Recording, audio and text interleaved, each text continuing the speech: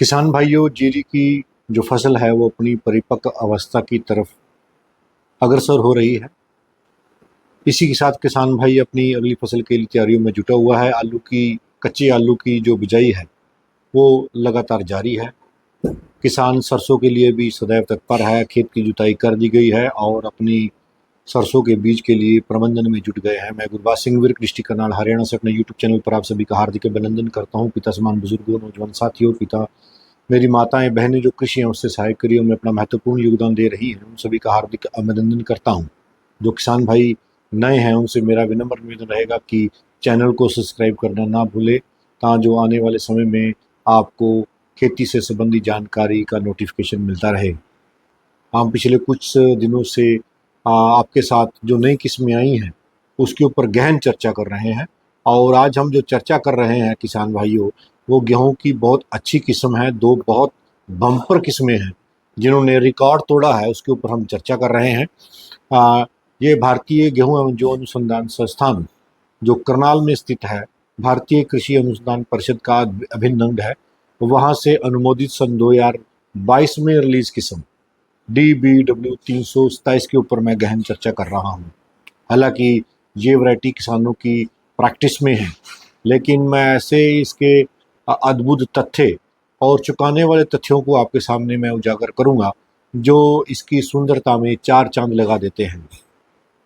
मैं बात करूं अपने पूर्वजों की, हमारे जो दादाजी थे उन्होंने जो उत्पादन लिया वो 40 मन 45 मन गेहूं का उन्होंने उत्पादन लिया। उसके बाद हमारे पिताजी जो उस एज के हैं, 60 65 70 एज की जो बुजुर्ग हमारे हैं, उन्होंने 343 502 ये तमाम किस्मों, 542 711 ये किस्मों का भी उन्होंने चुनाव किया और अपने समय में उन्होंने 55 से 60 मन तक का उत्पादन लिया है। किसान भाइयों, ये सफ़र निरंतर लगातार जारी रहा। उसके बाद 29 67 और 30 86 जैसी वैरायटियों ने भी रिकॉर्ड तोड़ उत्पादन दिया और लंबे समय तक किसानों के दिलों पर राज किया। सन 2022 में एक ऐसी किस्म किसानों के दिलों में उतरती है जिसने लंबा सफ़र तय करने की ठान ली और रिकॉर्ड के नए आयाम स्थापित किए, पुराने सारे रिकॉर्ड तोड़ डाले, एक ऐसे रिकॉर्ड बनाए जिनको तोड़ना नामुमकिन हो गया। मैं बात कर रहा हूँ DBW 327 की। कर्ण वैश्वनी के नाम से जानी जाती है। संस्थान इसकी बजाई भारत के उत्तरी पश्चिमी मैदानी एरियो के साथ साथ भारत के उत्तरी पूर्वी मैदानी एरियो के लिए की जाती है। यह बहुत बड़ा रकबा आ जाता है, लगभग पूरे भारत का रकबा आ जाता है जहाँ पर गेहूं की बिजाई की जा सकती है। हरियाणा, पंजाब, पश्चिमी उत्तर प्रदेश, राजस्थान, तो उत्तराखंड का तराई का एरिया, मध्य प्रदेश, बिहार, उड़ीसा, असम, मिजोरम, त्रिपुरा, जितने भी पूर्वांचल के राज्य हैं उनके जो मैदानी एरिया हैं उनके ऊपर वहाँ पर इसकी बड़े स्तर पर बिजाई की जा सकती है। ऐसा स्थान इसकी बिजाई 25 अक्टूबर से लेके 10 नवंबर के बीच में रिकमेंडेड करता है। इसकी परिपक्व होने की जो अवस्था है किसान भाइयों, वो 153 दिन है। यह 153 से लेके 155 दिन लेती है।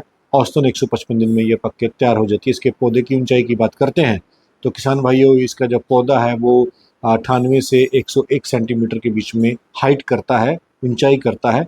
इसमें टिलरिंग, बेशुमार टिलरिंग होती है और रिकॉर्ड उत्पादन देने में सार्थकता सिद्ध इसने की है। किसान भाइयों, बिजाई करते समय संस्थान इसकी बिजाई करते समय कुछ बातें ध्यान में रखनी चाहिए। हमारी मिट्टी भुरभुरी होनी चाहिए।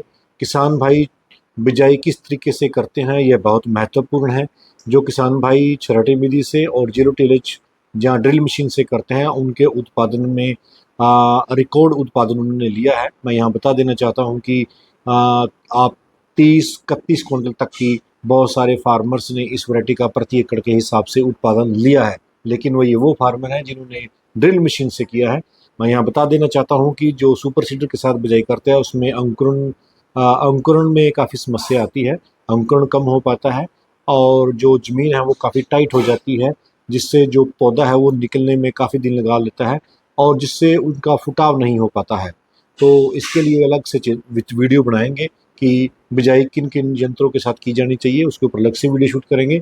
तो मेरा यहाँ किसान भाइयों से अनुरोध रहेगा कि आप केवल अपना जीरो टिलर, जहाँ अगर जीरो टिलर मशीन नहीं है तो आप छराटे विधि के साथ, छिंटे के साथ आप बिजाई करें। DBW 327 एक ऐसी वैरायटी है जिसने लगातार 3 साल रिकॉर्ड उत्पादन दिया है। प्रथम वर्ष में सन 23 में इस वैरायटी ने जता दिया कि आने वाला भविष्य इस वैरायटी का है। जब हमने प्रथम साल 28 क्विंटल की एवरेज उत्पादन लिया, अब तक का ये सबसे अधिक उत्पादन था जो हमारे फील्ड पर था 327 का। मैं यहाँ बता देना चाहता हूँ कि DBW 327 का बीज हमारे पास बिक्री के लिए उपलब्ध है। जो किसान भाई लेना चाहते हैं वो हमसे संपर्क कर सकते हैं। यह बीज संस्थान के बीज के द्वारा ही उत्पादित किया गया है। किसान भाई उसमें पीला रतुआ और भूरे रतुए का प्रकोप नहीं आता है। किसान भाई बिजाई करते समय अपनी 1.25 से 1.5 बैग डाई अमोनिया फास्फेट जरूर देना है। अगर ज़मीन में समस्या है, दीमक की समस्या है, तो 2 ml क्लोरोपेरिफोस 1 किलो बीज में आपने ज़रूर लगाना है। किसान भाई ध्यान दें, बिजाई करते समय आपकी मिट्टी ज़मीन जो सी है वो समतल होनी चाहिए अगर आप पूरा उत्पादन लेना चाहते हैं। किसान भाई अगर ये ऐसा भी देखा गया है कि ये जो किस्म है ये ज़्यादातर किसान भाई अक्टूबर 25 से इसकी बिजाई करके 10 नवंबर तक बिजाई मुकम्मल कर लें, क्योंकि यह वैरायटी है 152-53 दिन के बीच में पक के तैयार होती है। और किसान भाई इसकी जो बालियाँ निकालने की अवधि है वो 95 से 100 दिन के बीच में ये अपनी बालियाँ निकालना प्रारंभ कर देती है। किसान भाई जो इसका उत्पादन बताता है, मैं यहाँ बता दूं कि इसका जो उत्पादन है वो एवरेज उत्पादन 80 क्विंटल प्रति हेक्टेयर के हिसाब से बताया गया है और 89 क्विंटल प्रति हेक्टेयर से इसकी उत्पादन देने की क्षमता है। संस्थान ने अपने लिटरेचर में और पम्फलेट में ये बताया है कि यह वैरायटी औसतन 31 क्विंटल प्रति एकड़ के हिसाब से उत्पादन देती है और 35 क्विंटल का क्षमता है इस वैरायटी की उत्पादन देने की। हालांकि यह उत्पादन बहुत ज़्यादा दर्शाया गया है। फार्मर फील्ड पर किसानों ने इसका उत्पादन 27 क्विंटल से लेके और 32 क्विंटल तक का मैक्सिमम उत्पादन लिया है। 28 क्विंटल प्रति एकड़ के हिसाब से हमारा उत्पादन है। इससे ऊपर 28, 29, 30 क्विंटल वाले फार्मर बहुत ज़्यादा हैं। और किसान भाइयों इसमें सबसे बड़ी खूबसूरती ये है कि गर्मी बढ़ने पर भी इसके ऊपर कोई दुष्प्रभाव नहीं पड़ता। इसमें हीट टॉलरेंस है, गर्मी को बर्दाश्त करने की इसमें शक्ति है। इसमें पीला रतुआ, भूरा रतुआ और पत्ती का झोंका रोग इसमें नहीं आता है। किसान भाइयों इसके 1000 दानों का जो भार है, मैं आपको बता देना चाहता हूं कि 1000 दानों का भार जो सा है वो 47 से 48 ग्राम है। और इसमें ये अपने आप को जो आज की वैरायटियां आई हैं DBW HD 3386 और PBW 872, इन तमाम को कांटे की टक्कर देती हुई ये वैरायटी सार्थक सिद्ध हुई है। लंबा एस्टेब्लिश्ड वैरायटी है, किसान इस पर लंबा विश्वास करते हैं और ये विश्वास आने वाले समय में बना रहेगा। DBW 327 का एक ऐसी वैरायटी जिसने किसानों की काया पलट दी, किसानों को एक नए आयाम स्थापित किए, रिकॉर्ड उत्पादन देकर सिद्ध कर दिया कि आने वाला भविष्य और लंबी रेस का घोड़ा साबित होगी। DBW 327 वार्ता को विराम देता हूँ। जय जवान, जय किसान।